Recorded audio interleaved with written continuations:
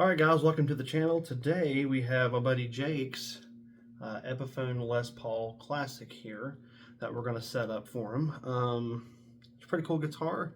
It's got some coil splitting ability, and it could just play a little bit better than it does now. So if you come along with me and watch, I'll show you kind of my process of how I take a guitar and I get it to playing as good as it can. And just make sure you stay tuned to see all the tips and tricks I can give you in this video. Alright, so here we have the guitar. Have it just laid on the bed here. It's kind of cramped in this hotel room, but figured we'd still do the video. So the action's pretty high. Let's get a measurement on that. I have my string height reader here. You can pick these up pretty much anywhere. You can buy music gear. But we are reading on this bad boy 3 on the low E on the 12th fret, and down here we're reading about 2 millimeters on the high end of the strings, which for me is quite high.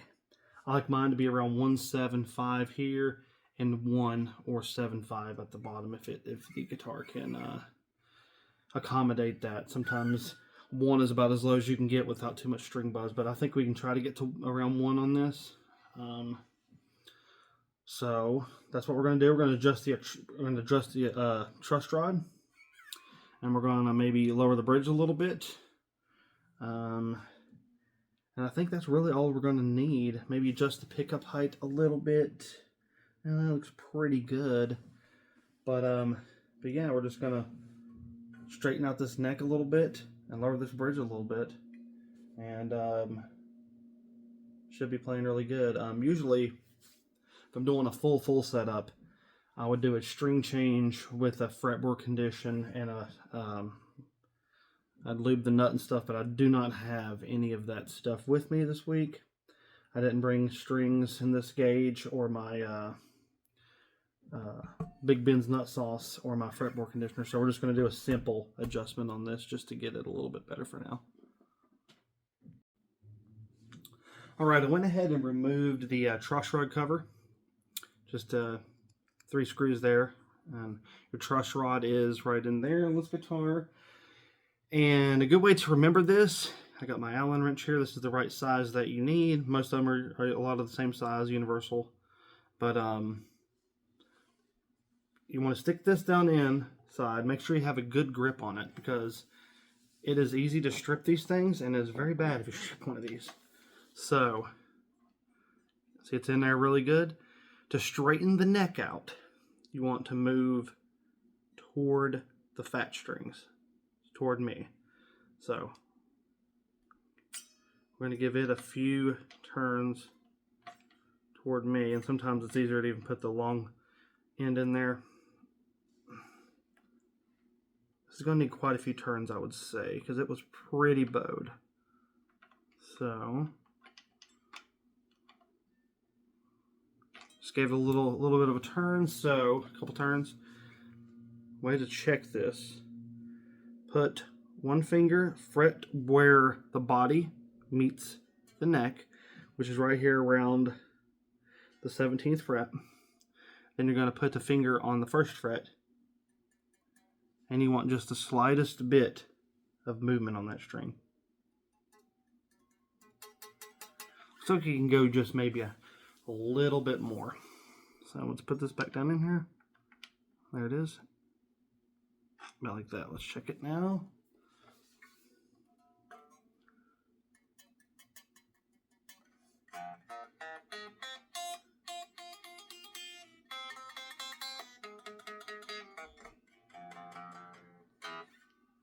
I think you can actually use a little bit more still. So put it back in there.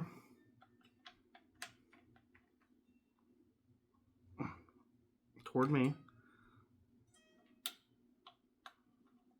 A good way to check also to make sure it's not too straight is play a little bit on this 1st fret.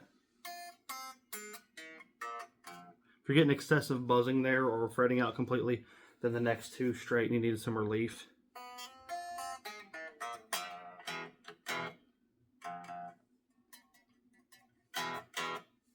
Alright, let's look down this. That's looking pretty straight. And it kind of seems like the action is still quite high. So it looks really high down here. I don't know if you can see this. There it is.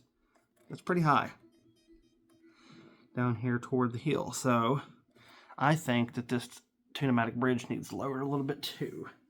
So we're going to take some string pressure off this because I do not have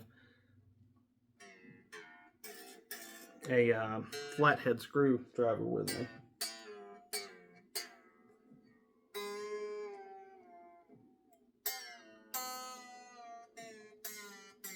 What you can do with these type, you can take the string tension off, have all the strings pretty loose, and then you can use your finger and roll these down. Or can you? Oh no. Alright guys, had a little bit of trouble there. I actually couldn't turn this by hand. Pretty tight. But actually, I found a pair of my scissors here, and this will actually work out quite nice.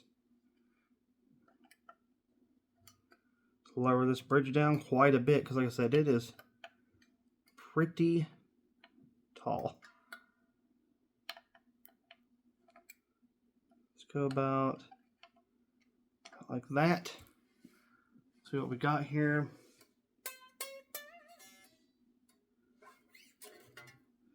Bring these strings back up.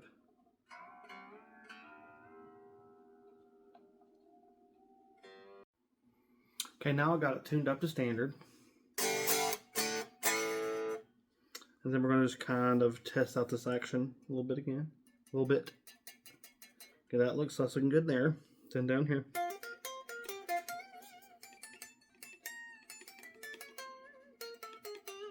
Making sure we don't have any dead frets.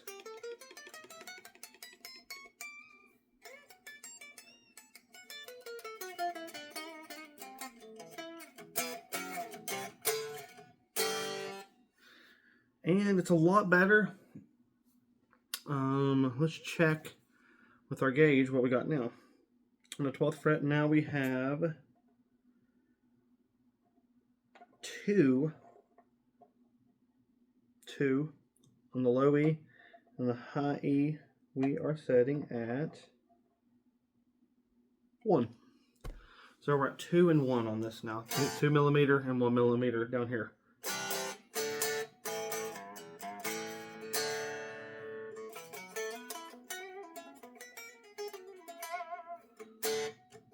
What was it before? Like 3 and 2. So we kind of took about a millimeter off each of the whole fretboard there. So it's quite a significant drop in action there. So let's plug this thing into my little practice amp here in the room, see how it sounds. Alright, let's see how this thing sounds. Got the truss rod cover back on. And here we go.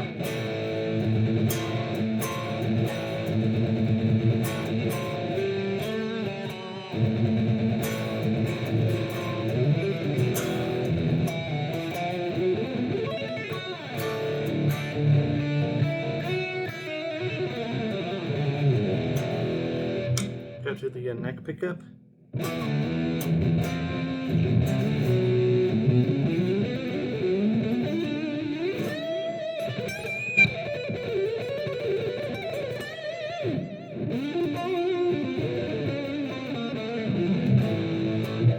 So this also has coil splitting. Let's check that out. It's coil split on the bridge.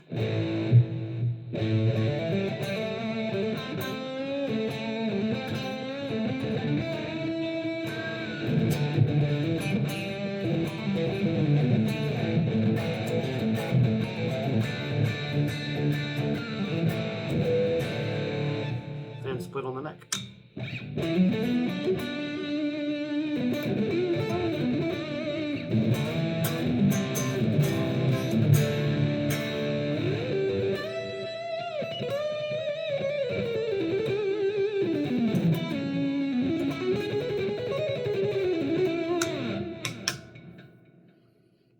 kind of just a quick little demonstration of this guitar. Like I said, this is Jake's guitar. Figured I'd get it set up a little bit better for him. Like I said, this isn't a full setup. If I was doing a full setup, I would have remembered to have brought my nut lube and my fretboard conditioner and all my tools. But I just kind of had my stuff to do a quick string change on one of my guitars, that Numbers guitar, the Jason Becker, in case the string broke during the week while I was practicing. So I really didn't have the tools and stuff necessary to do a full setup. So this was just kind of an action adjustment. So yeah, if you got any questions in the comments about how to do any truss rod adjusting or anything like that.